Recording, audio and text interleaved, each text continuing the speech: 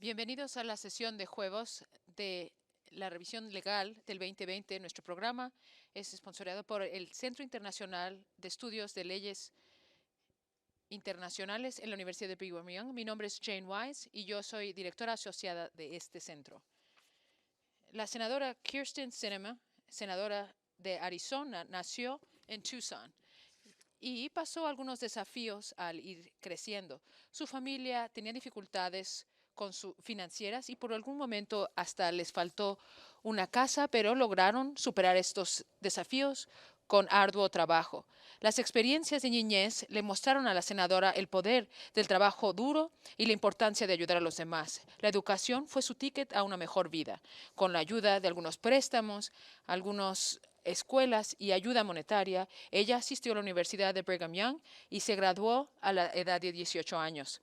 Asistió a la Universidad del Estado de Arizona, graduándose con una maestría en trabajo social y luego de leyes. Ella trabajó con estudiantes y familias en Arizona que tenían algunos de los mismos desafíos que ella tenía. Su cometimiento al servicio le llevó a ser legisladora en Arizona, donde ella pasó leyes para ayudar a los veteranos para que obtuvieran colegiatura dentro del estado en todas las universidades públicas de Arizona. Ella hizo trabajo contra el tráfico de sexo y abogó por la salud de los niños y educación. Ella fue elegida a la Cámara Representativa de los Estados Unidos en el 2013 y fue senadora en el 2019. La primera senadora en la historia del estado de Arizona.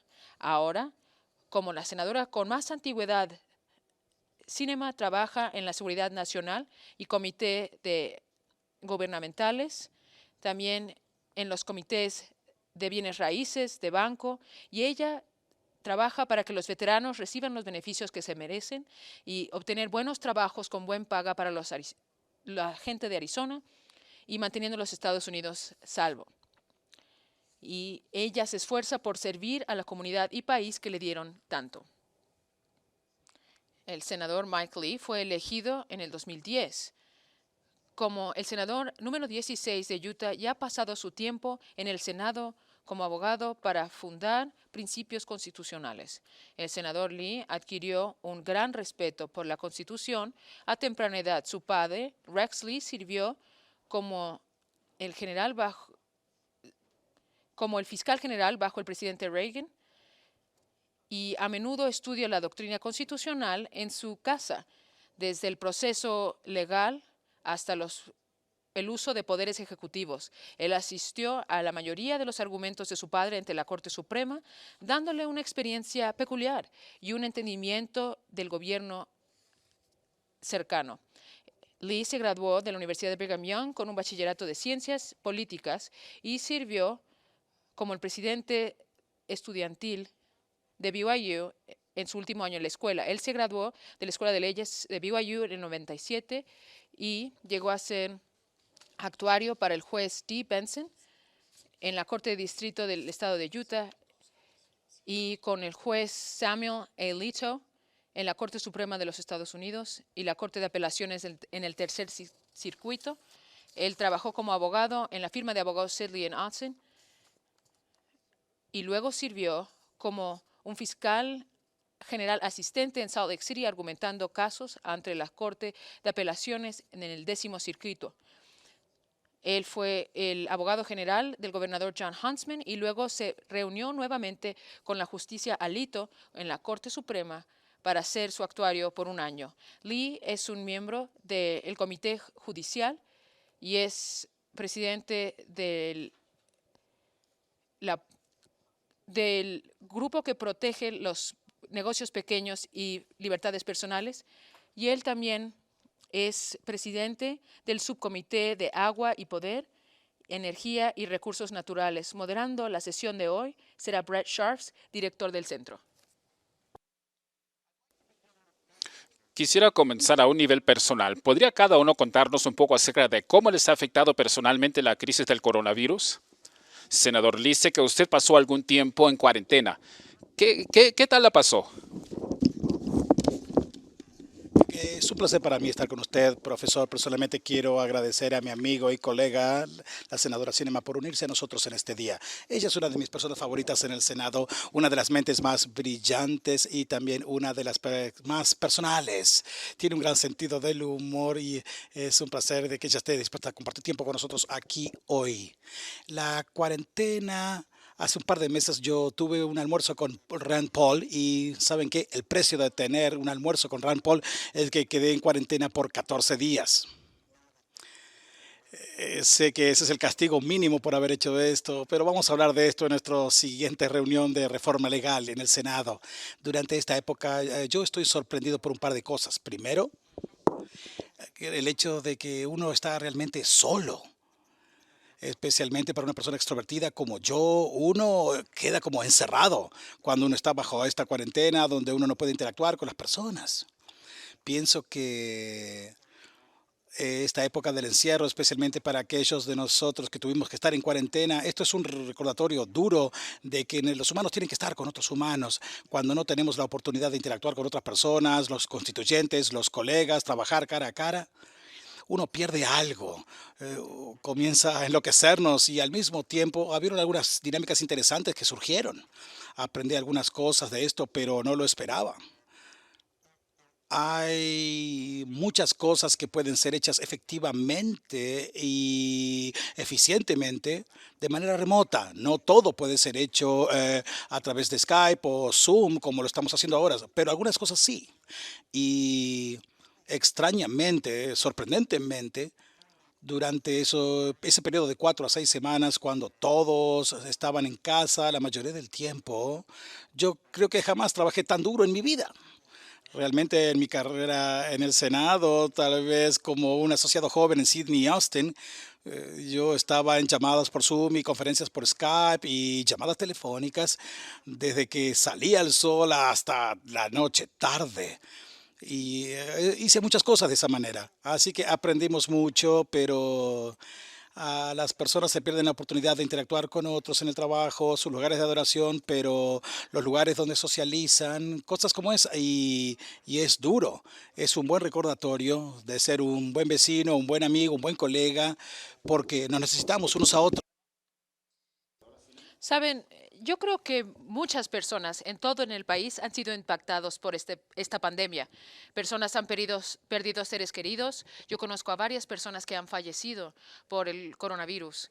Otras personas están viendo que sus trabajos se han reducido o sus ingresos se han reducido. Y algo difícil es estar separado de familia y amigos. Como todos los demás que está haciendo el distanciamiento social, yo hice muchos cambios en mi vida personal. Yo compro mi comida en línea y pido que se me entreguen en casa. Yo estaba entrenándome para el maratón de Boston, pero luego dejé ese entrenamiento.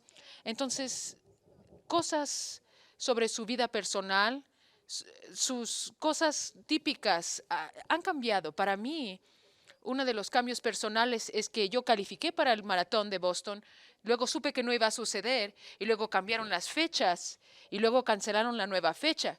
Entonces ahora voy a tratar de hacerlo virtualmente. Hay ajustes que hay que hacer en el transcurso de la vida y las expectativas han cambiado. Esto provee una oportunidad para mí, para pensar en cómo podemos tener felicidad interna y no tener que tener cosas externas para ser feliz. Y que uno puede encontrar esta felicidad en nuestro propio comportamiento y en su propia perspectiva. Algo por lo que estoy muy agradecida durante este tiempo de pandemia, y esto va a parecer un poco extraño, pero estoy agradecida de ser senadora de los Estados Unidos, porque muchas personas quizás sepan que yo tuve una campaña muy difícil. Fue difícil superar eso y hay algunas heridas, pero todo valió la pena. Porque como trabajadora social, de hecho tengo mi bachillerato en trabajo social de BYU del 95, como trabajadora social, este es el mejor lugar para estar durante una pandemia. Yo tengo la capacidad de ayudar a muchas personas. Entonces, cuando empezó la pandemia en marzo, yo me senté, hablé por teléfono con mis trabajadores y yo reestructuré todo mis finanzas. Dije, hay que sacar todo el dinero para viajes y eso no lo necesitamos. Quiero duplicar mis trabajadores. Entonces yo contraté 16 individuos adicionales, la mayoría son trabajadores sociales, y yo hice esto para poder servir a más personas, porque venían miles de llamadas de negocios, de individuos, personas que tenían miedo sobre sus pagos o su seguro de desempleo o sus préstamos, y hemos podido ayudar a miles de personas. Entonces, todos los días, aunque todos estamos trabajando en estas situaciones subóptimas, yo tengo mi computadora en el piso ahorita y todos estamos trabajando desde casa, pero estamos ayudando a más personas. Yo creo que esto ha sido lo mejor que ha sucedido en la pandemia, que yo estoy agradecida por mi entrenamiento y mi educación, que me ayudó a ver una oportunidad para reestructurar la manera en que trabajamos, para así poder servir a más personas durante este tiempo. Para ser honesto con ustedes, yo anticipo que las necesidades que escuchamos de nuestros constituyentes van a continuar mucho más allá que este año y el próximo año. Esta necesidad de ayuda y asistencia no va a cambiar y yo quiero asegurarme que yo esté lista para ayudar. Sí, me encanta ese énfasis sobre la adaptabilidad y la innovación, y es una de las partes de esta crisis que tanto me han llamado la atención. Estaba escuchando la radio y había un afroamericano que estaba discursando en una ceremonia de graduación universitaria y habló acerca de algo que había escuchado cuando era estudiante universitario, y era de que la adversidad nos muestra nuestra personalidad. Y pensé en esa cita que mencionó cuando hablaba usted. Es cierto, yo he tenido la suerte de tener mucha adversidad y por eso tengo mucho carácter. Bueno, senadora, sin más unos cuantos años usted escribió un libro con lo que me parece ser el mejor título que jamás se le ha dado a un libro. Espero que hayan vendido muchos ejemplares. El título es Unir y Conquistar, cómo formar coaliciones que ganan y perduran. ¿Contiene ese libro algunas lecciones que usted considera aplicables a esta época, a medida que haya pensado en cómo podemos tratar de estar unidos en un momento de gran división? Saben, yo escribí ese libro en el 2008 cuando yo servía como representante de Estado. Aquí estamos 12 años después y aún pienso sobre el libro que yo escribí y espero que muchas personas aún lo utilicen como un libro útil. Es un libro fácil de leer, accesible, un libro más o menos como yo. Tiene mi personalidad, pero también está diseñado para enseñar, para trabajar juntos. Yo escribí el libro porque me di cuenta en mi experiencia como legisladora de Estado que yo tenía una capacidad especial de unir a las personas en situaciones donde no parece ser normal o probable. Y Mike y yo platicamos sobre ejemplos cuando nosotros hemos hecho esto juntos. Justo antes del coronavirus hay un ejemplo muy notable. Los dos estábamos en la sala corriendo de un lado a otro. Y alcanzamos la meta ese día y estoy agradecida porque pudimos proteger a muchas personas con nuestra acción. Pero personas de afuera dirían, ¿qué está sucediendo? De hecho, personas me estaban mandando textos y decían, Sinema y Lee, ¿qué está pasando? Estamos haciendo cosas. Entonces, el libro se trata sobre cómo entender quién eres tú y tener tus propios valores, pero también entender y ser empático hacia otras personas que quizás tengan algunos valores que articulan un poquito diferente a los suyos. Yo creo que como americanos todos tenemos los mismos valores, pero se ven un poco diferentes. Entonces, si están dispuestos a regresar a estos valores, pueden encontrar algo en común y proceder en lugar de uno contra el otro. Si nos enfocamos en esos valores, podemos impulsarnos hacia enfrente. Y al hacer esto, nos provee oportunidades para pensar en cómo utilizamos estos valores compartidos como americanos para analizar y enfocarnos en algo más allá de su partido político o sus diferencias, colaborar y trabajar juntos y, lo más importante, no ofenderse si tienen una diferencia de opiniones. Eso es clave. Debemos amar y no juzgar a otra persona que quizás tenga algo diferente. Solemos ser rápidos para ofendernos, y algo en lo cual he pensado mucho es que si tenemos los valores adecuados y hemos sido imperfectos en su implementación y estamos en el proceso de tratar de ser una unión más perfecta, o si nuestros valores están tan rotos que hay que quemarlo todo, por así decirlo, y empezar de cero. Y quiero tener la esperanza de que los ideales fundamentales de nuestro país son valores verdaderos y buenos que podemos tratar de implementar mejor y de maneras más perfectas. Yo creo que el desafío que hemos visto no es que nuestros valores no sean buenos, es que no han sido compartidos equitativamente para todos. Y esa es la clave.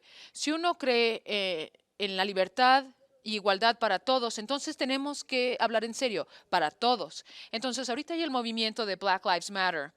Yo vi que la iglesia se unió con la comunidad afroamericana durante estos esfuerzos juntos. Y yo estoy muy agradecido por eso y espero que muchas comunidades religiosas elijan hacer esto.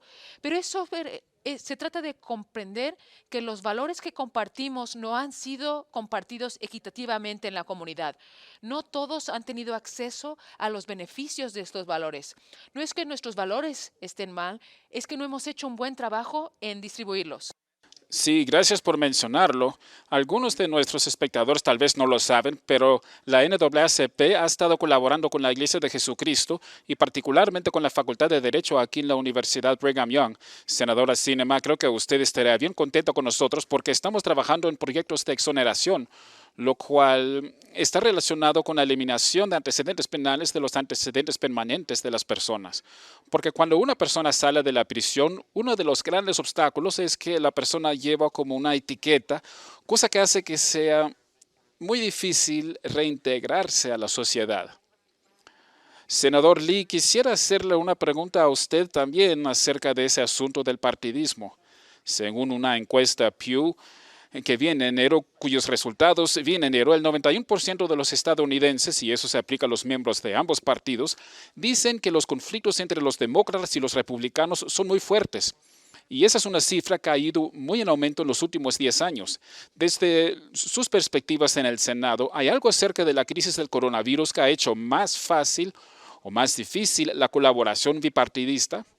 Sé que estaban tratando de hacer esto, lo acaba de explicar la senadora Sinema, antes de esa amplificación de la crisis, pero ¿hay algo acerca del coronavirus que haga que se nos facilite más o que se nos dificulte más esforzarnos para alcanzar esa clase de colaboración? Sí, en algunas maneras sí. Esto ahora es un poco más difícil y quiero explicar lo que quiero decir. A causa de la distancia social y a causa del hecho de que pasamos 6 semanas sin estar en sesión para nada y no fuimos capaces de legislar, no fuimos capaces de interactuar de manera personal y eso canceló cualquier tipo de compromiso, que no hubo habilidad para legislar, no fuimos capaces de legislar, no hubo habilidad para comprometer con el cuerpo legislativo, pero desde esa época han habido algunos desafíos que han surgido como resultado del distanciamiento social y que hemos adoptado por buenas razones. Cuando estamos en el piso del Senado, por ejemplo, antes de que la pandemia nos golpeara, había una práctica que yo le llamaba un scrum en el Senado, donde se veían pequeños grupos. Es muy fácil recordar estas cosas. Esta senadora también entiende esto. Ella me estuvo ayudando mucho antes de la pandemia, pero creo que hubo una resolución en la que estábamos trabajando sobre el Estatuto Powers, estábamos trabajando juntos en esto y Kirsten fue extraordinariamente de ayuda para nosotros. Yo tenía esta lista de cosas que hacer. Ustedes saben, los demócratas son buenos en problemas como guerras y los republicanos no somos tan buenos. Este es un problema con el que hemos estado tratando por mucho tiempo. Kirsten preguntaba, ¿con quién tengo que trabajar? Y todos decían, no, que tengas buena suerte. Y Kirsten me dijo, dime, ¿en qué hay que trabajar? Y ella estaba ayudando a las personas en los pasillos, en la sala de vestido, en el vestíbulo. Yo tenía notas y se las presentaba a ella y decía, yo necesitaba tu voto. Y ella votaba. Eso es lo que yo necesitaba en ese momento. La magia que sucedió en estas reuniones de grupo es que esto forjó mucho compromiso bipartidario. El distanciamiento social, si ustedes ven el Senado, no es que ustedes tengan suficiente tiempo como para solamente estar mirando televisión, estos procedimientos del Senado. Mirar esto es mirar algo muy aburrido, pero si ustedes tuvieran la posibilidad de ver uno, notarían de que no hay tantos miembros que se sienten juntos. Estamos vistiendo máscaras y generalmente estamos a 6 pies uno del otro. Así que la reunión de grupo es imposible. Esto causa causa un daño a cómo se hace el compromiso y la negociación. Al mismo tiempo, déjenme volver un poquito hacia atrás en la premisa de la pregunta y también quiero responderlo de una manera diferente, específicamente sobre el coronavirus. Hay una premisa en Washington que está profundamente arraigada en cuanto a los resultados y las transacciones bipartidarias, y esta conclusión es que estos resultados se logran por parte de la petulancia de los miembros individuales quienes trabajan en cosas que no están de acuerdo para hacerlo funcionar. Esto es una simplificación demasiado grande de la gran distorsión con la que trabajamos. Hay algunas áreas en las cuales los partidos estamos en desacuerdo, pero hay muchas cosas en las que no estamos en desacuerdo, especialmente en conexión con el coronavirus. Vean la legislación de la fase 3. Esto es más dinero de lo que jamás he visto en un solo estatuto, casi 2,5 trillones de dólares. Y esto fue aprobado sin ningún voto negativo. Esto fue un compromiso bipartidario que se aprobó en un periodo de tiempo muy corto. No quiere decir que fue perfecto, pero fue un compromiso significativo y las personas se unieron independientemente de lo que esta crisis, y esto nos ayudó a ponerle el partidismo atrás. Pienso que la pandemia del coronavirus realmente nos ha ayudado a crear un potencial mayor en estas oportunidades, pero no quiero que los que están escuchando, viendo esto, piensen de que esas son oportunidades extrañas. Lo que es milagroso no son los momentos cuando sucede el bipartidismo. Lo que es milagroso es qué tan a menudo sí sucede, independientemente de nuestras diferencias políticas. Pienso que esto es que con muy pocas excepciones, casi no hay miembros en el Senado quienes no quieran llegar a un acuerdo, llegar a un verdadero acuerdo bipartidario. Eso es interesante. Senadora Sinema, ¿tienes algo que agregar a eso sobre el bipartidismo y el coronavirus? Bueno, quiero decir que para mí personalmente lo más difícil para mí en cuanto a mi servicio como senadora es no poder ir a los scrums múltiples que suceden durante el día. Cuando yo voy al Senado voy a dar mi voto, pero en principal voy para fortalecer relaciones con mis colegas. Yo paso todo mi tiempo en el Senado hablando con diferentes personas porque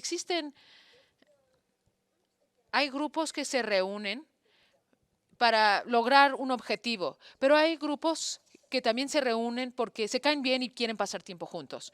Entonces, es menos como un club, pero muy parecido a lo que sucede en la escuela. Yo trato de pasar mi tiempo visitando los diferentes grupos para poder conocer a todos mis colegas. Mi estrategia siempre ha sido que cuando yo tengo una relación personal con alguien basado en temas no legislativos, llega a ser una amistad sincera, vamos a lograr mucho más en el futuro que lo contrario. Entonces, el ejemplo que dio Mike, los poderes, yo creo que una de las razones por la cual yo pude ayudar tanto con algunos de los miembros del Partido Republicano es porque las personas en su lista eran mis amigos y confiaban en mí y sabían que si yo venía y les pedía algo, es algo legítimo y que yo estaba buscando un compromiso y también de un lugar donde quería abrazarme a la Constitución. Ellos saben que cuando yo hablo con ellos, ellos me conocen a mí y pueden basar su decisión basado en su relación conmigo. Y eso ha sido un poco más difícil. Por 6 semanas, el no poder pasar tiempo juntos ha sido difícil. Y luego reunirnos y ver que es tan distante el no poder reunirnos, que es lo correcto, es lo que debemos hacer. No necesitamos el virus en el Senado de los Estados Unidos, pero hace que las cosas sean un poco más difíciles. Yo tuve que hacer una transición, llamo más, hago más textos.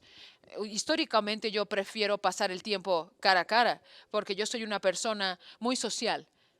Entonces, esto ha sido un ajuste para mí, un poco más difícil. Esto no ha frenado la capacidad de lograr cosas de una manera exitosa.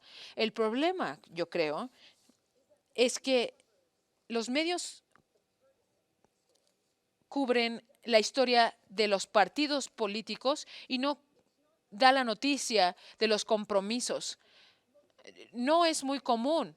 Lo que sucede en el Senado típicamente es división de los partidos políticos, pero muy poco se va a reportar cuando hacemos algo en conjunto, porque eso no es una historia que le interese a la gente, pero algo desastroso, eso es algo que llama la atención. Y el Senado a veces puede proveer esas oportunidades. Esto es responsabilidad de los medios porque ellos quieren recalcar el conflicto para así poder dar noticia. Y también es responsabilidad de nosotros como americanos. Nosotros estamos pidiendo estas noticias, le estamos dando más, queremos más conflicto. Entonces, tenemos que darle menos atención al conflicto y darle la atención a la resolución. Y esto va a dar más incentivos para el Congreso y senadores para trabajar juntos, y va a pedir que los medios cubran este tipo de historias de colaboración. La historia de que el trabajo que hicimos Mike y yo, esto no llegó a los medios, pero esto fue algo que causó diferencia en la vida de los americanos. No queremos noticias, pero queremos más oportunidades para colaborar. Bueno, me gusta esa imagen del Senado de los Estados Unidos como cuando se forman grupitos en la preparatoria o en el colegio. Creo que usted ha fijado una nueva agenda para alguna investigación a nivel ciencias sociales. Y podemos hacer algunos enfoques antropológicos en esas comunidades muy unidas donde las personas están atrapadas las unas con las otras durante 4 años o más y tienen que averiguar cómo negociar esa situación desafiante. Fíjense que el tema en el que estamos trabajando en esta serie de webinarios del repaso anual de la libertad religiosa es el tener presente el papel de la religión en la vida pública y la libertad religiosa. La religión realmente se ha convertido en una cuestión divisoria en la política de los Estados Unidos. Parece que hace una generación atrás había mucho acuerdo de que la libertad religiosa era un valor importante. Y hoy en día parece ser un asunto que divide bastante a las generaciones, a las ideologías, a los partidos. Desde sus perspectivas, ¿existen hoy día maneras y lugares adicionales donde sea posible el bipartidismo en algunos de los asuntos importantes en torno a la religión en los Estados Unidos? Lo primero que debemos recordar es que hay mucho más que nos une como americanos que las cosas que nos dividen. El núcleo de quien somos como americanos es algo que todos compartimos. Desafortunadamente, lo que hemos visto es un incremento entre algunos políticos que están utilizando la religión como una herramienta para dividir a las personas, sea que utilicen su propia religión o quieren hacer ver mal a otra religión. Lo utilizan como una herramienta política para dividir a la gente. Y eso es algo, yo creo que eso es algo no bueno para nuestro sistema gubernamental. Nuestros fundadores de este país tenían tan arraigada su religión y la libertad religiosa. Por eso es que está en la Constitución. El concepto de libertad y libertad de religión es tan importante para los Estados Unidos en su núcleo, que cuando yo veo a políticos de ambos partidos que utilizan esto como una herramienta o un arma en contra de otros, esto es es una falta de respeto. La idea de tener la libertad de practicar la religión que quieras o no tener religión, lo que te parece ser cierto a ti, esto es una de las fortalezas más grandes de nuestro país y algo que nos separa de tantos países, incluyendo a otros países muy desarrollados que tienen aún religión estatal o religiones que reciben fondos directamente del gobierno. Lo que hace que los Estados Unidos sea tan grandiosa durante estos últimos años es que nosotros no hacemos eso. Algo que nos une como americanos es que el gobierno no tiene derecho a decirte a quién debes adorar o cómo debes adorarlo. Y cuando el gobierno trata de hacer eso por legislación o pólizas o lo hacen por influencia política y partidismo, esto es peligroso a lo que somos como país. Todos tenemos una responsabilidad como americanos para tratar a otros como nosotros queremos ser tratados. Esto es un mensaje universal en todas las religiones, el tratar a otros como tú quieres que ellos te traten así. Esto es cierto para los cristianos, para no cristianos, y es cierto también en el humanismo. Es un principio básico de quiénes somos. Y al tener este momento tan difícil en nuestro país, por varias razones, esto es un momento importante para recordar este principio básico en cómo tratamos a otras personas y cómo esperamos que otros nos traten a nosotros. Y eso yo creo, es parte del núcleo de nuestra discusión en el entorno de libertad religiosa. ¿Y usted cómo lo ve, senador Lee? Expresado de manera brillante aquí estos sentimientos y estoy totalmente de acuerdo.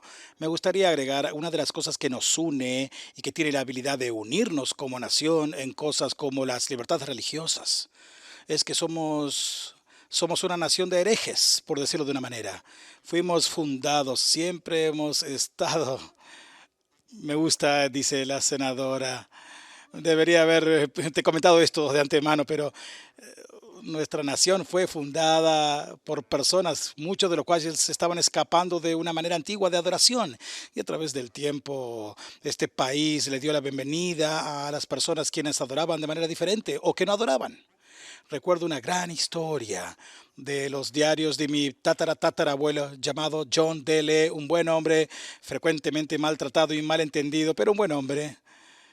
Él realmente fue culpado por algo que todavía está colgando sobre su cabeza, la de Isaac Hayes Kingdom, pero cuando él era un misionero en el sur y sureste de Estados Unidos en los años 1840, había un gran problema con la persecución religiosa en algunas de estas comunidades. Las personas ponían así petróleo y plumas a las personas que no estaban de acuerdo con ellos. No había mucha libertad religiosa en aquel momento. Algunos no habían recibido la información de que tenían que permitir la libertad religiosa de otros. Había también una doctrina de incorporación relacionada a las enmiendas de la guerra civil y la misma guerra civil. No había maneras de proteger estos primeros 10 enmiendas en contra de los otros estados. Pero bueno, hubo una erupción de violencia. Él dijo algo que se quedó conmigo. Él dijo, cuando llego a un nuevo pueblo y si me siento amenazado, salgo y busco al ateísta más conocido del pueblo, o la persona que ha sido acusada de brujería o de adoración satánica, una persona que ha sido acusada de manejar y supervisar un prostíbulo. Y pienso que esta era una descripción fascinante, pero tiene sentido. Tiene sentido. Él dijo, me doy cuenta de que esas personas quienes han superado la persecución, no basado necesariamente en lo que ellos hicieron, sino para quién trabajaban. Las creencias religiosas, como la orientación sexual, como el color de la piel, como muchas otras categorías que hemos aprendido que pueden ser el enfoque de persecución, son cosas que forman una parte crítica de lo que somos y son a menudo el enfoque de la discriminación en la base de lo que alguien hace, más tanto como lo que es. Esas son cosas importantes que tenemos que defender y proteger, porque todos somos herejes. Y cuando vemos la revolución de los derechos civiles en América que sucedieron en los 50 o 60 años atrás, mucho de esto resultó por parte de comunidades de fe quienes se unieron, por ejemplo, iglesias negras, esas iglesias en el sur, con un enfoque en la esencia de que permitir el fundamento de estas discusiones que causaron legislación nueva, hablaron sobre nuevos temas y ellos formaron reuniones y grupos para unirse con iglesias que no eran negras, muchas personas que no habían estado juntas anteriormente, previamente, y comenzaron a trabajar en esta legislación que terminó cambiando el mundo para mejorarlo. Pienso que podemos hacer eso, incluyendo en áreas como las libertades religiosas. He estado pensando en aquel precedente del movimiento de los derechos civiles y en Martin Luther King y otros que jugaron un papel tan instrumental en el avance social hacia la ley de los derechos civiles y otras normativas de importancia. Por ejemplo, las que prohíben la discriminación en las viviendas. Y tal vez últimamente, sobre todo al presenciar los funerales de George Floyd, me puse a pensar si tal vez la religión pudiera jugar algún papel tratando de sanar algunas de las divisiones raciales, la injusticia racial que enfrentamos como nación. ¿Tienen algunos comentarios acerca del papel de la religión hoy en día con respecto a las grandes cuestiones sociales que nos dividen? Senadora Sinema. Sí, como mencionó Mike, el movimiento de la promulgación de derechos civiles fue incubada y nació y apoyada y promovida por las iglesias afroamericanas en el sur, pero también hubieron aliados blancos que fueron al sur para proveer apoyo. Y esto a menudo fue organizado por medio de comunidades religiosas en otras partes del país. Dado que hemos tenido un compromiso de libertad religiosa en nuestro país, tenemos una gran variedad de religiones e individuos, personas que practican una falta de fe, humanistas, ateos, como Mike mencionó. Estos aún son grupos y ellos, yo creo que tienen un papel crítico al seguir en el futuro, ver comunidades religiosas, ver la comunidad afroamericana que está hablando sobre los cambios que tienen que suceder para sanar esta división, para terminar el trabajo que comenzaron sus antecesores, no solamente en el movimiento de derechos civiles, no nada más cuando se les dieron los derechos de votar, pero en la antigüedad de liberación de la esclavitud. Esto es un tema que nuestro país ha llevado y ha tenido momentos difíciles por cientos de años. Y los líderes de la comunidad afroamericana hablando sobre la necesidad de dar el apoyo, de articular, de hablar sobre el hecho de que las vidas afroamericanas importan y que las personas blancas tienen un papel importante a reconocer su privilegio personal y el hecho de que este privilegio ha bloqueado el acceso para que miembros de la comunidad afroamericana puedan participar plenamente en nuestras comunidades. También es una oportunidad para que todas las religiones vean sus propias prácticas y se digan que en nuestra historia o en nuestras prácticas actuales tenemos que cambiar para ser un aliado en este momento. Entonces, a la Iglesia Afroamericana está promoviendo este movimiento.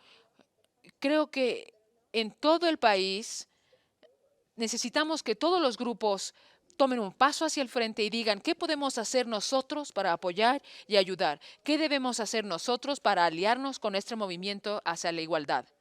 Sí, me parece que ese énfasis en que hay que fijarse tanto en lo interior como en lo exterior y también el énfasis en que no es solo un asunto para las iglesias mayormente afroamericanas, o sea, es algo en lo cual todos debemos pensar. Senador Lee, ¿cuál es la perspectiva suya sobre esta cuestión del papel que puedan tener la religión, los grupos religiosos, las personas religiosas, sobre todo respecto a la división racial que vemos en nuestro país hoy en día? Basado en las creencias de la mayoría de las religiosas, no solamente en América, sino en todo el mundo. Y no quiero decir solamente tradiciones religiosas que surgen del Dios de Abraham, sino de toda otra sistema de creencia religiosa del que estamos informados. Y en ese sentido, los humanistas, personas quienes, parte de cuyo sistema de creencia incluye el no creer. Muchos de estos sistemas de creencia tratan en cierta manera o de otra con la moralidad y la ética, cómo tratamos a otras personas y cómo tratamos e interactuamos a otras personas quienes puedan ser oprimidos, marginalizados por la sociedad, sobre los cuales tal vez tengamos cierto grado de poder o dominio y control. Y esta es una de las razones por las cuales es tan importante y profundo de que nuestras libertades religiosas sean protegidas por la primera enmienda. Es una de las primeras cosas que fueron completamente protegidas por la Constitución, es el derecho de proteger lo que precede a todo lo demás, lo que precede a nuestra expresión, lo que precede a nuestra conducta, nuestra conciencia individual. Si protegemos eso y protegemos a las comunidades y a los creyentes y a los grupos que se reúnen a través de un grupo de ideas comunes independientemente de sus sistemas de creencia. Pienso que esta es la mejor manera para tolerar una cultura, de promover una cultura de tolerancia y de respeto mutuo, en los cuales estos conflictos sean menos posibles de ocurrir. Ya sea que estemos siguiendo el budismo o el hinduismo, ya sea que seamos cristiano o judío o musulmán o un humanista o algún tipo de rasbian. En cada una de estas filosofías y religiones, uno va a encontrar en ellos de que hablan sobre cómo interactuamos con otros, especialmente con los vulnerables, especialmente con aquellos sobre los cuales tal vez tengamos dominio o control, algún tipo de autoridad coercitiva. Y a propósito, esto es lo que yo hallo tan trágico y también tanto emocionalmente impulsante en cuanto a la historia de George Floyd. Y algo que pienso que tenemos que recordar es que los seres humanos somos imperfectos, somos redimibles, pero no podemos perder la vista del hecho de que somos imperfectos. Los gobiernos no pueden actuar sino a través de seres humanos y hay un grupo interesante. Algo interesante que podemos aprender del Federalista número 5 de Madison, el hecho de que no somos ángeles. Si fuéramos ángeles no tendríamos gobierno, no necesitaríamos un gobierno, tendríamos ángeles gobernándonos, no necesitaríamos las reglas y leyes del gobierno, pero tenemos que recordar que el uso colectivo de la fuerza colectiva, eso es el gobierno, eso es todo lo que es, y eso puede ser utilizado peligrosamente. Esta es la naturaleza y disposición de casi todos los seres humanos. Tan pronto reciben un poco de autoridad, como ellos suponen, el ejercitarlos con injusto dominio. Eso es abusar la autoridad coercitiva.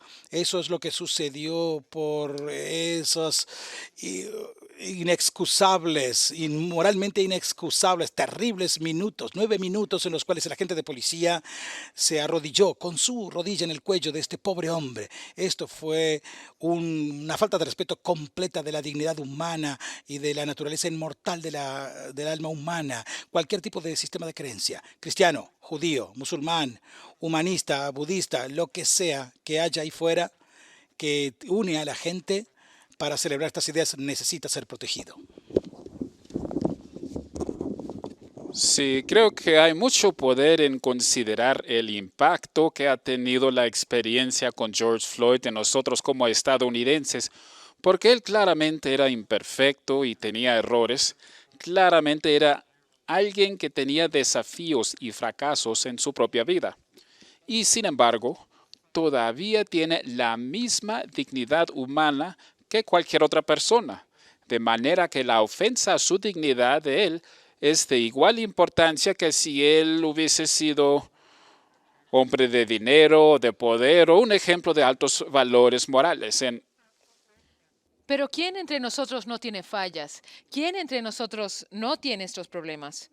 Y yo creo que esa es una de las cosas que los líderes de religiones pueden ayudarnos al enfrentar este desafío como país. Esto es el reconocimiento por parte de personas no afroamericanas en nuestro país, darse cuenta que ha habido discriminación sistemática y prejuicio, actos de racismo sistémicos en contra de afroamericanos en este país, no por quienes son, pero por el color de su piel. No tenía nada que ver con sus comportamientos individuales, si eran ejemplares o si habían cometido errores, sí, eso nos incluiría a todos, pero la diferencia en su tratamiento fue algo porque el sistema está fallido, porque es una colección de humanos que han creado un sistema y luego enforzan el sistema. Es nuestra responsabilidad colectiva analizar el sistema y preguntarnos qué ha sucedido mal y cómo lo corregimos. Eso es algo que todos compartimos. Pero una de las cosas que las comunidades religiosas pueden hacer para ayudar en estos esfuerzos es compartir el mensaje de esta dignidad humana y valor de individuos dentro de la comunidad afroamericana que han sido históricamente marginalizados y dejados atrás, y asegurarnos que no toleremos a personas que quieren continuar en este sistema de falta de igualdad.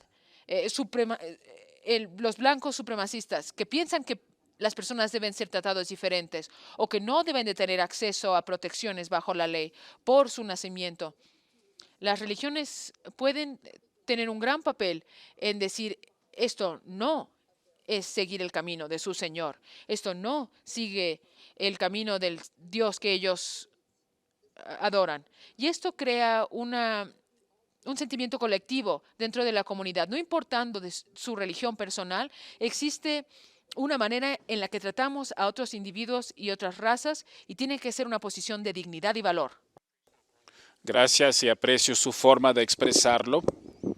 Un par de años atrás, en este evento, el repaso anual de libertad religiosa, tuvimos una plática impresionante entre dos líderes destacados. Uno fue el profesor Bill Gaskrich, catedrático de la Facultad de Derecho de la Universidad Yale, y él es uno de los abogados principales que aboga a favor de los derechos homosexuales. Y el otro fue el elder L. Whitney Clayton, de la presidencia del Quórum de los 70 de la Iglesia de Jesucristo. Y hablaron acerca de la identidad y la perspectiva que tenía el profesor Eskridge era la de un hombre homosexual y la perspectiva del elder Clayton era la de un santo de los últimos días cuyos antepasados habían cruzado las planicies. Y él habló acerca de cómo, de ciertas maneras, su identidad respecto a la religión era similar a la identidad de la orientación sexual que describía el profesor Eskridge. Y eso me hizo pensar si estas cuestiones de identidad están destinadas a dividirnos o si existen formas de pensar en la identidad que puedan dar lugar a la unidad. Y esa era una cuestión que realmente quería mencionar con usted, senadora Sinema, porque sé que usted es alguien quien ha analizado muy a fondo las cuestiones de la identidad. Así que, ¿qué opina? ¿La identidad está destinada a dividir o podemos pensar en la identidad de maneras que nos ayudan a crear algo en común? Bueno, yo creo que todos tenemos múltiples identidades todos los días. De mi propia experiencia, yo fui criada dentro de la iglesia, no soy activa y no soy activa en ninguna religión ahorita. Yo soy miembro de la comunidad LGBT, soy mujer, soy profesora, soy atleta. La lista de todas mis identidades es muy larga. Y algo por lo que yo estoy agradecida es la oportunidad que yo tuve al crecer en estar cómoda con todas mis identidades, saber que yo puedo ser todas estas cosas y no tengo que ser solamente una. Yo pienso sobre personas que los ponen en una identidad, es decir, tú eres senadora y eso es todo lo que eres. Y yo sé que eso a veces sucede con Mike, me sucede a mí, donde personas dicen, se acercan y hablan conmigo como si yo solamente fuera senadora y no un humano o alguien que quizás tenga que ir al baño. Todas las cosas normales sobre ser humano, no solamente ser senadora. Y yo creo que tenemos una gran oportunidad de ver de ver identidades como algo complejo, algo multifacético sobre que llega a ser la persona que eres tú. El sistema americano nos permite expresar nuestros pensamientos. Puede ser todas tus identidades a la vez o a veces una más prominente que la otra. Yo pienso que al hablar sobre la identidad o la política de identidades, yo pienso sobre una de las frases más famosas del Dr. King, que el arco de la humanidad es largo, pero se inclina hacia la justicia. Eso significa que algunas identidades son respetadas, identificadas, y otras son menos respetadas dentro de nuestra comunidad. Pero esto es parte de este arco y nuestro trabajo, como americanos debemos inclinar esta línea hacia la justicia. ¿Y qué podemos hacer nosotros como individuos para promover la justicia? Parte de esto incluye la naturaleza multifacética de su propia identidad y luego considerar que alguien más también tiene su identidad multifacética. Y aunque es diferente a la tuya, es igualmente valiosa y es igual de importante para esa persona que tu identidad para ti. Y el tomarte el tiempo para pensar y entender y empatizar, el pensar, yo no conozco tu experiencia, pero quiero comprenderla. Así es como llegamos a una resolución. Algo clave que debemos hacer es tomar el tiempo para escuchar y aprender uno del otro. En lugar de llegar y simplemente tener la razón o ser los mejores o lo que sea que la política te dice que tiene que ser, es el tratar de encontrar estas igualdades en su humanidad que cierra estas diferencias. Personas me preguntan a veces cómo yo pude ser elegida en Arizona. Yo soy la primer demócrata que ganó un asiento en el Senado en Arizona en 30 años. Y no fue por mi partido político, no fue por ninguno de los títulos de mis identidades, fue porque yo creo que las personas creen que yo soy genuina, soy auténtica, que les escucho, que me importan y cada día me levanto queriendo mejorar la vida de los demás. Yo no sé dónde caiga esto dentro de identidades, no hay un título para esto. Esto es una calidad de quién eres tú como persona y puedes desarrollarlo y esto puede ser uno de los principios de quién eres tú.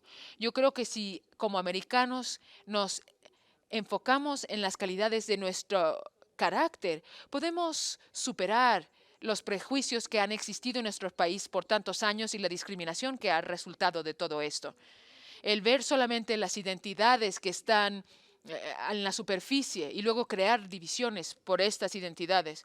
Pero si buscamos amarnos como humanos y como personas, con nuestros errores, y luego intentamos reparar lo que se ha dañado en el pasado, eso es lo que fortalece la unidad y la confianza. Considero realmente muy profunda esa cita del pastor King, ¿verdad? Y creo que hasta estaba cosida en la alfombra que tenía el presidente Obama en la oficina del presidente. Y yo tengo un amigo, Jan Figel, quien es el enviado especial de la Unión Europea para la Libertad de Religión y Creencia. Y él tiene algo que dice muy seguido, casi como una lema.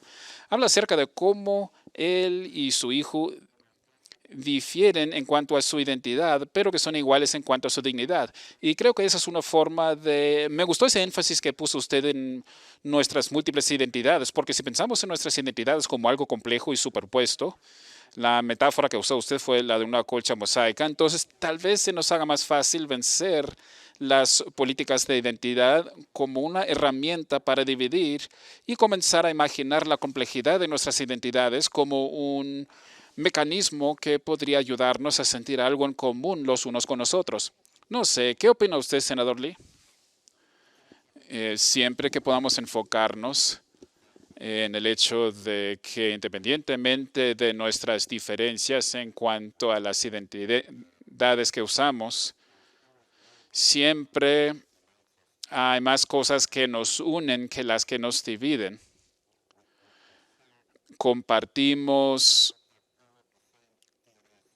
no tenemos todas las mismas secuencias de ADN, lo que nos hace particulares. Cada ser humano es irreemplazable y tiene características particulares y una niñez particular, pero cuando uno se fija en nuestras similitudes como humanos, las emociones, los dolores que experimentamos, las decepciones, entonces que inevitablemente llegan a nuestras vidas, entonces eso es algo que permite que cada uno lleguemos a comprender a los demás de una forma profunda y que va más allá de el color de la piel, la orientación sexual, la identidad de género, nacionalidad, origen nacional o cualquier otra categoría. Me parece que eso puede ser de gran ayuda al tratar de evitar eso. Y también me parece muy importante cerciorarnos de que tengamos mucho cuidado en nuestra forma de tratar a los demás en base a la identidad con la fuerza de coacción que es la ley. Siempre cuando se ponen líneas alrededor de algo o algo que forma el fundamento de quién es una persona o toda una categoría de personas y quiénes podrían ser esas personas, entonces uno está jugando con el fuego y es por eso que la cláusula del establecimiento fue una idea tan buena, me parece, porque los fundadores de nuestra nación entendían que cuando uno permite que las leyes al nivel nacional se den a la fuerza. Hace años atrás estaba investigando cómo las condenas penales se llevaban a cabo durante el sistema judicial colonial en Estados Unidos y antes de su independización de este país, y estaba viendo que hay muchos datos y recuerdo que No recuerdo la época exacta, pero digamos que estamos hablando de, no sé, el año 1642. Estaban pasando por muchos castigos y estaban tratando de ver a quién se le había condenado y de qué delito. Y al pasar por las listas de penas de muerte, por ejemplo, asesinato, incendio, allanamiento de morada, y luego decía brujo, bruja o Quaker, y eso es una de las muchas razones por las que hay que tener muchísimo cuidado al poner líneas en forma normativa alrededor de grupos de personas. Suceden cosas malas y pueden sacar los impulsos peores en las personas. Es una forma de evitar el impulso de identidad, que salga fuera de control y resulte en la violencia.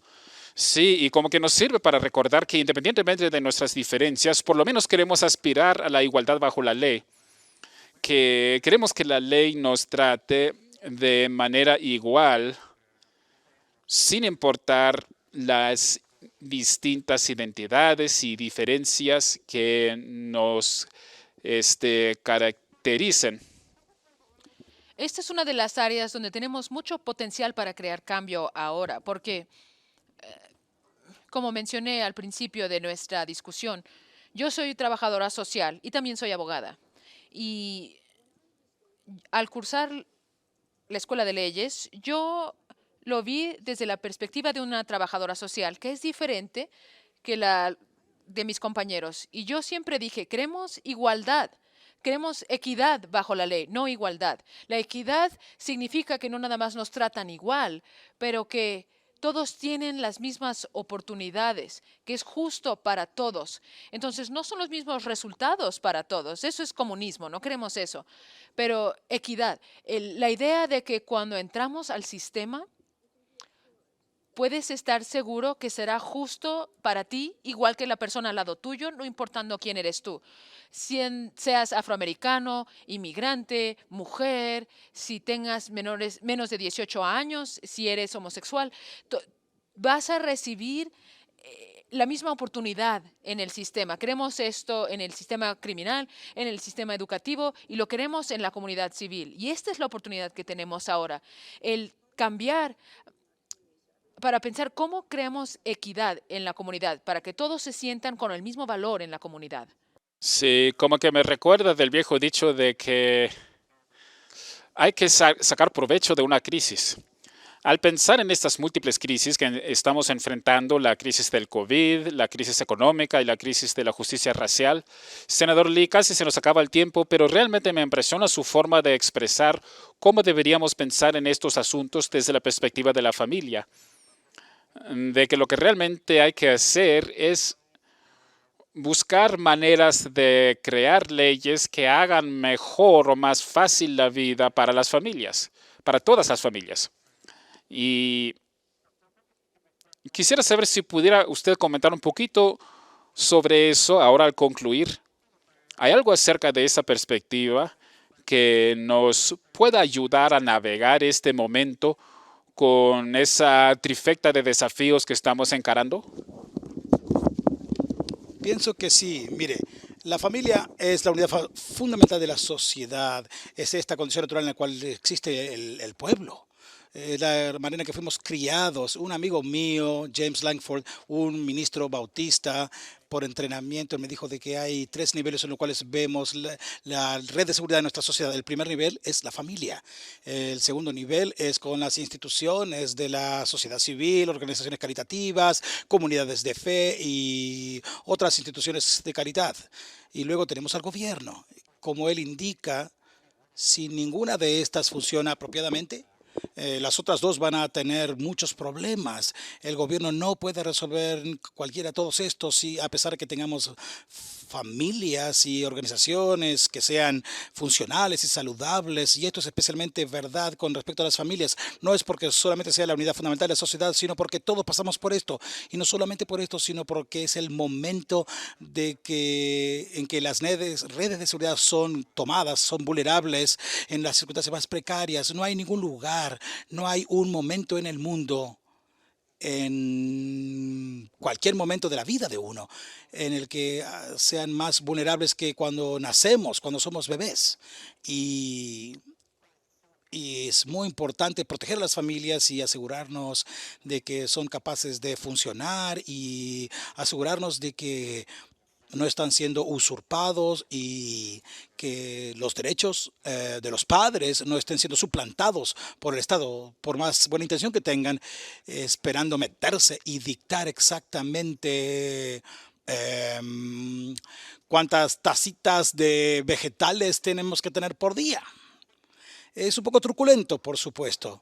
Eso es un ejemplo, es pobre, yo sé, pero aquí tenemos a una experta en nutrición, a propósito, Kirsten, y no exagero cuando ella se refiere a mí como una de las muchas identidades que ella tiene como atleta.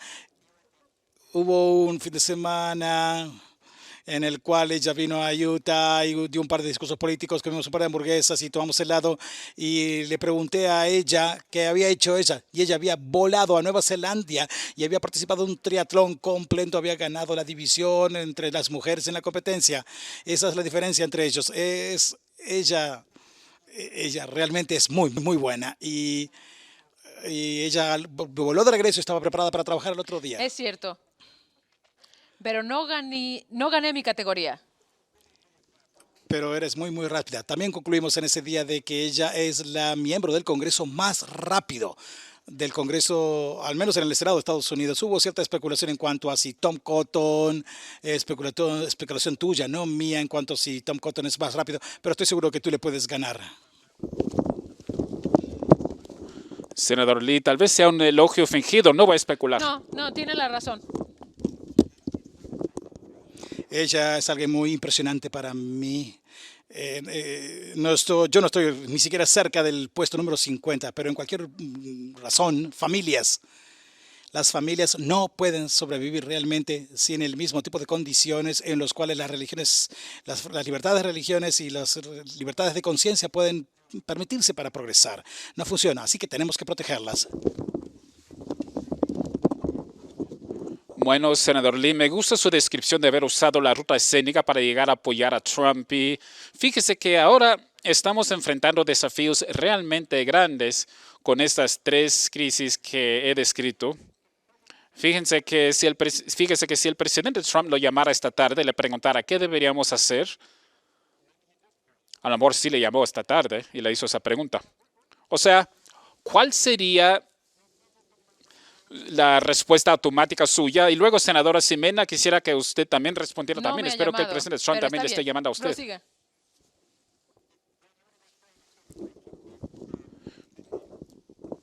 Quiero estar seguro de que entienda la pregunta. En forma hipotética, está preguntándome qué. Se cortó por un segundo. O sea, tenemos una triple crisis. Tenemos la crisis de salud, la crisis económica, la crisis racial. Parece que estamos muy poco unidos. ¿Qué deberíamos hacer primero? ¿Qué debería hacer yo? Yo siendo el presidente Trump. Buena suerte. Miren, cada vez que él me llama y hablamos regularmente y él me cae bien, genuinamente, y lo apoyo. No siempre estoy de acuerdo con él, pero él no se comunica de la manera en que yo lo hago. Esto es lo que lo hace a él, ser él, pero es también lo que frustra a algunas personas. Yo siempre voy a hallar difícil el no poder hablar sobre restaurar el federalismo y la separación de poderes como un medio para desarrollar. Estoy completamente hablando en serio.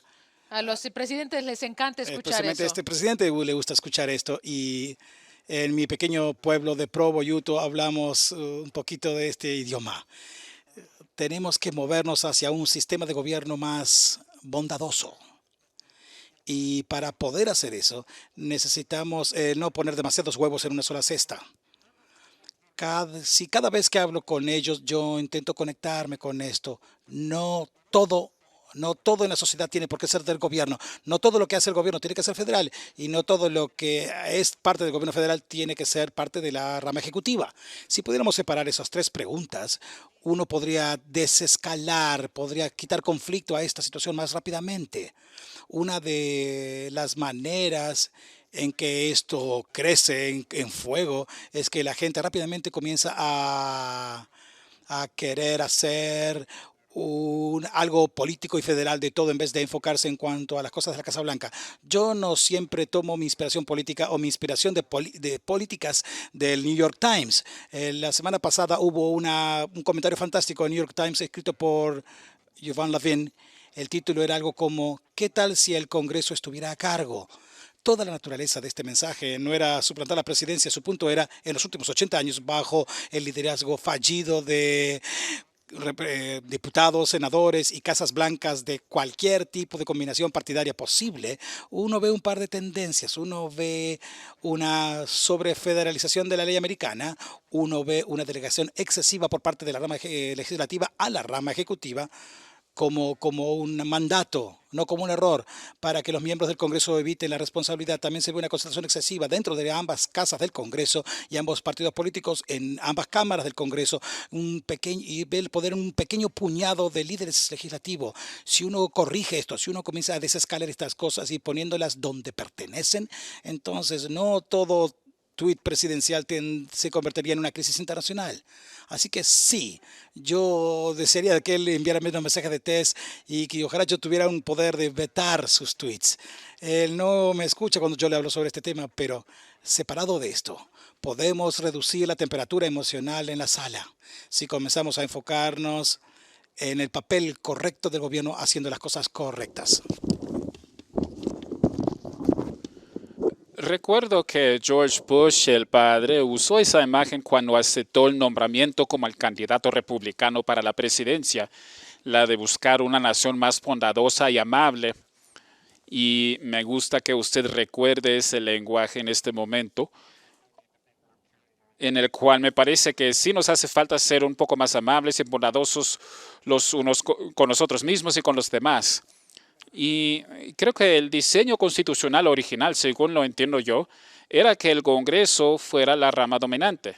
Y me parece que ha habido un tipo de aplicación generacional que realmente no hemos podido resolver.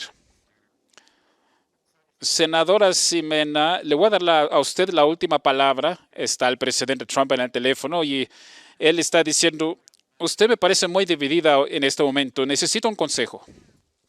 Bueno, yo tomaría la llamada. Primeramente, estoy de acuerdo con lo que dijo Mike. Y esto es algo que cuando yo serví en la Cámara de Representantes fue durante el servicio del presidente Obama. Y algunas personas me vieron rara durante ese tiempo porque yo dije una y otra vez, el Congreso ha dado su responsabilidad a la rama ejecutiva. Y esto es un error históricamente y ahorita también lo es, porque fundamentalmente altera lo que crearon nuestros antepasados. Crearon nuestros 3 brazos de la ley para que provean tensión, para que ningún brazo del gobierno pueda tener más poder que el otro. Y el Congreso, durante las últimas décadas, ha cedido su responsabilidad al presidente porque no han querido tomar las decisiones difíciles.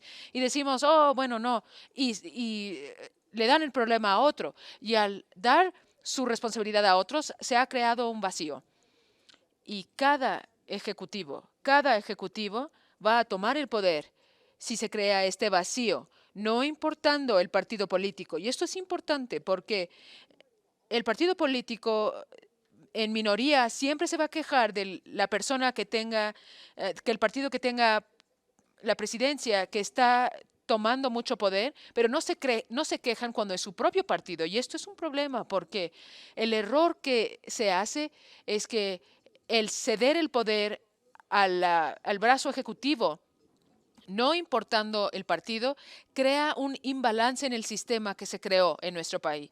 No es un problema bipartidista. Todos tenemos que tener la valentía de hacer nuestro trabajo como miembros de Congreso. Y número 2, el recalcar esta falta de balance, no importando qué partido tenga el poder en ese momento. Eso es difícil porque te hace ser un poco impopular a veces, pero esto es lo que es importante para la salud a largo plazo de nuestro país. Las 2 cosas que yo le diría al presidente son las siguientes. Este es un momento cuando nuestro país necesita compasión y empatía. Un líder que, no importando de sus sentimientos personales, de las dificultades que tengamos ahorita económicas, de salud o del racismo, su opinión es menos importante que cómo usted la convé a su gente. Yo he encontrado que en Arizona no importa si alguien está de acuerdo conmigo. Es mucho más importante cómo interactúo yo con ellos. Muestro empatía y compasión. Busco entenderles, aunque no estemos de acuerdo en los resultados. Mi experiencia ha sido que cuando yo puedo demostrar lo que yo trato de hacer, el tener empatía, tener compasión, ser auténtica y genuina, no solamente podemos llegar a una resolución y estar de acuerdo, pero no importando el resultado, tenemos mejores sentimientos el uno hacia el otro. Y eso es lo que yo le recomendaría al presidente ahora, el que debemos ver a cada problema que existe en nuestro país desde una perspectiva de compasión, empatía y humildad. Está bien no saber la respuesta. Está bien no saber. Nadie sabe. Lo que importa es que lleguemos a una conclusión juntos. Y las personas te van a seguir si creen que tú eres genuino, tienes empatía y tienes compasión. Eso es número uno. Y número dos esto es algo difícil, pero olvídate de la elección un poco. Eso no es solamente el consejo que yo le daría al presidente, eso es el consejo que yo le daría a todos. Los desafíos que tenemos ahorita nunca han sucedido antes. Y si nosotros vemos a esta crisis con la perspectiva de lo que va a suceder en noviembre, no vamos a resolver problemas. No llegaremos a hacer lo que tenemos que hacer en este momento. Pero si confiamos que la elección se va a resolver sola, que la gente va a votar basado en nuestro comportamiento y en quien confían, y nosotros tenemos discusiones auténticas sobre cómo resolver estas tres crisis, yo creo que la elección se va a resolver por sí misma. Y yo creo que nosotros encontraríamos más unidad en nuestro país. Y creo que los estadounidenses estarían menos cansados y disgustados con las personas en poder ahorita. Si nosotros decimos, estamos tratando de hacer lo que es lo correcto, no estamos pensando en noviembre, noviembre se va a resolver por sí mismo. Bueno, gracias por ese llamado a favor de la empatía, la compasión y la humildad. Y creo que realmente son tres cosas que realmente ayudarían a curar la situación en la que nos encontramos. Hace 30 años atrás, cuando estudiaba yo en la ciudad de Washington, recuerdo cómo me llamó la atención la amistad poco probable entre el senador Hatch y el senador Kennedy. Y ellos lograron algunas cosas impresionantes trabajando juntos, incluso la ley de la restauración de la libertad religiosa, la cual es importante en mi campo laboral, donde nos preocupan mucho la libertad de religión, pensamiento, conciencia y creencia para todos. Y debo decir que ahora que he pasado esta hora con ustedes dos, tengo un poco más esperanza de que podamos sobrellevar estos tiempos difíciles y desafiantes. Y de parte de todos los que integramos el Centro Internacional de Estudios de Derecho y Religión, mis colegas en la Facultad de Derecho de la Universidad Brigham Young, quiero darles las gracias por haber pasado este rato con nosotros y más que su tiempo, por haber compartido con nosotros una visión y una actitud hacia adelante y que espero que nos pueda inspirar a todos. Muchísimas gracias. Gracias.